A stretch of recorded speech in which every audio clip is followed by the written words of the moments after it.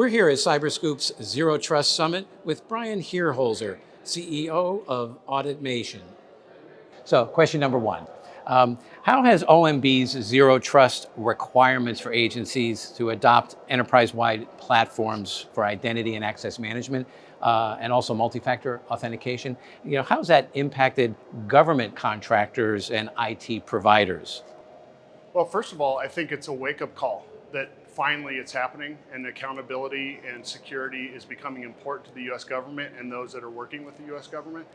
Aside from the implementation requirements and a wake-up call, I think another piece of the conundrum is actually validating that people are adhering to that or contractors are adhering to it. So not only do we need to implement these tools and use best practice from a security standpoint, but validating and assessing their adherence to these controls and use of security practices and tools are in place is critical, more so than at any time in the past.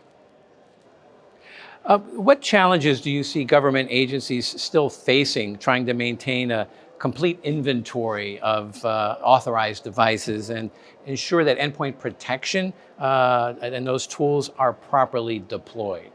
So I've been in the IT business for a long time, and tools are great. They're tremendous. They help companies scale. They help them automate, they help them manage. But at the end of the day, tools also miss things. I scaled out an infrastructure business on multiple continents and multiple data centers. And the reality is we rely on tools, but you also can't necessarily trust the people or the tools to have 100% inventory. So back to a challenge or a conundrum of if we're using tools and we're using Zero Trust, how do we verify and validate? How do we actually assess? How do we audit real time, not manually, from a third-party standpoint to be able to validate that the tools actually have and are inventorying and are managing all of the things that we think that they're supposed to be managing.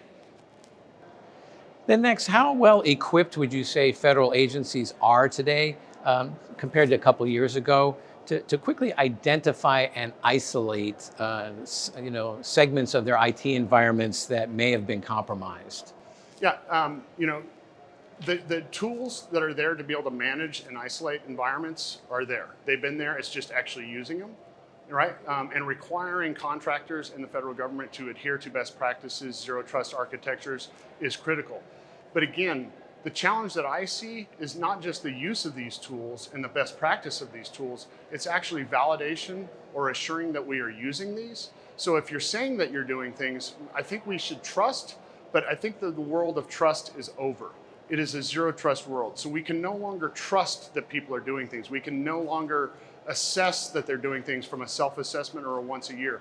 We have to also match Zero Trust architectures and implementation and security today with Zero Trust auditing, real-time auditing and assurance that people are using the security tools and adhering to security best practices and controls like NIST, FedRAMP, CMMC, et cetera. And then lastly, looking ahead, how are OMB's Zero Trust policies altering the investment strategies of government contractors and firms like yours?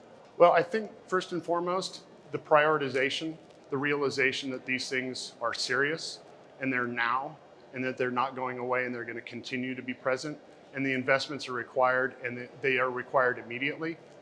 Additionally, not only do we want to invest in these security tools and these best practices and Zero Trust architectures, but we also have to invest in the assurance side. We have to counterbalance the internal operations with those risk holders, the agencies, the regulators, the buyers, et cetera, on verifying and validating that these tools are being done or tools are being used and these security practices are being done within the federal agencies themselves, as well as the contractors that they purchase from. So we have to have a revolution. In addition to Zero Trust on the inside, we have to get Zero Trust auditing from the outside. And that's, the OMB needs to go further, I guess I should say. We're starting with the first step, but we actually need to go all the way. Step 2, real-time assurance, real-time validation, real-time Zero Trust auditing to couple with Zero Trust on the operational inside, if that makes sense.